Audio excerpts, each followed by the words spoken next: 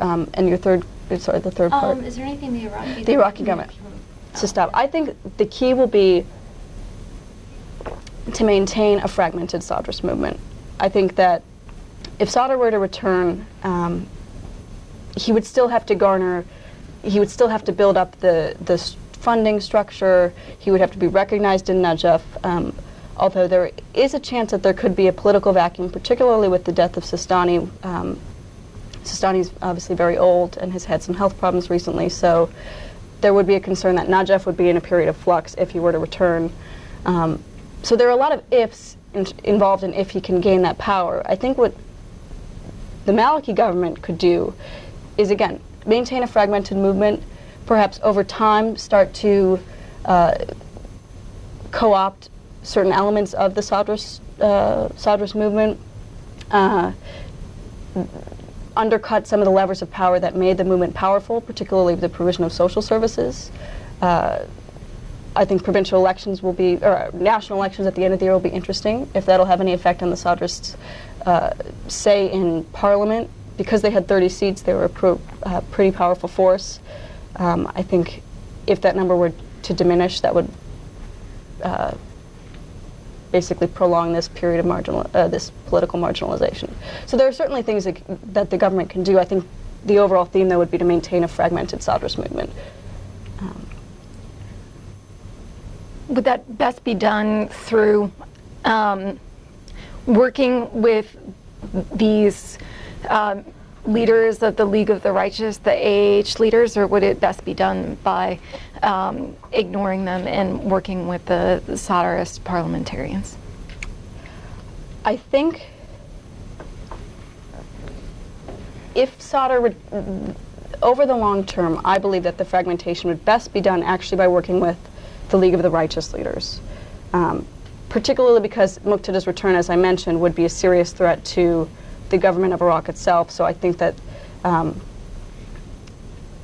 Maliki would probably be more willing to assume risk by working with Khazali, Kabi, and those individuals, rather than having this having Muqtada return and threaten the government of Iraq, the current structure.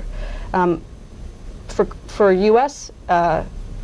Forces, there is some danger in having Maliki work with the League of the Righteous individuals too soon. I think that while we still have a large presence there, I think that if Maliki were to reconcile with a group that has as one of its main tenets conducting armed resistance against U.S. forces, that's a serious problem. If the reconciliation between or if some sort of union between Maliki and the League of the Righteous were to happen at a later period, I think that the implications for U.S. interests would be wouldn't be so serious.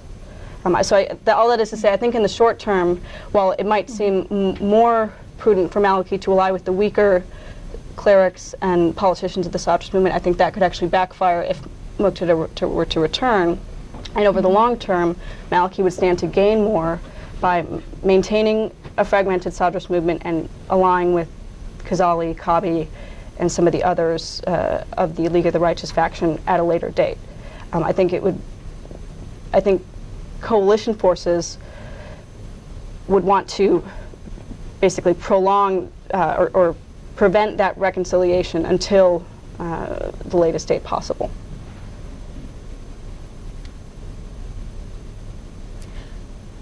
Can you? I'm sorry. Go ahead.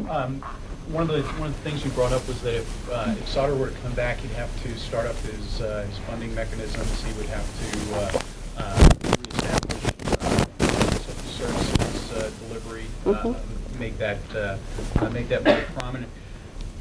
And you've talked about what Maliki is doing to try to keep the Sadrist movement fragmented. What is the Maliki government doing? What is the government of Iraq doing in order to prevent the ability of organizations like Sadr to raise money? And what are they also doing in the area of delivery of social services? Have those the capability of the government to provide those services improved over the past year or so, and what are the plans with it? if Sadr were to return with Marja status, in the Shia tradition, individuals take a Marja as their source of emulation, and they pay religious taxes and tithe, the khums, to the Marja. So if he were to return with Marja status, I think that it would actually be fairly easy for him to start building and maintaining a funding network. In 2004 and 2003, he was not able to raise his own money because he was not a Marja. What he had to do, Ayatollah Hayiri, who is actually an Iraqi cleric, but he lives in Iran, and he's been living there for decades. Hayiri designated Sadr as his representative in Baghdad, which enabled Sadr to raise money on Hayiri's behalf and take a large cut of the money. So the religious and cultural view that you find in Iraq will actually aid Sadr if he becomes a Marja. Before he was relying upon criminal elements and a cut of. Yes, exactly. That I'm sure figured into his decision to pursue religious studies, to gain him that influence that he had a difficult time, or that he really needed, or he could have used in the earlier stages. Well, lots of people go back to school when you can't find money. I know. Well, that's the difference. Maybe you know what? Maybe I should go study in Iraq or Iran. Back to the question of social services. This will, I think, will be key. Yeah.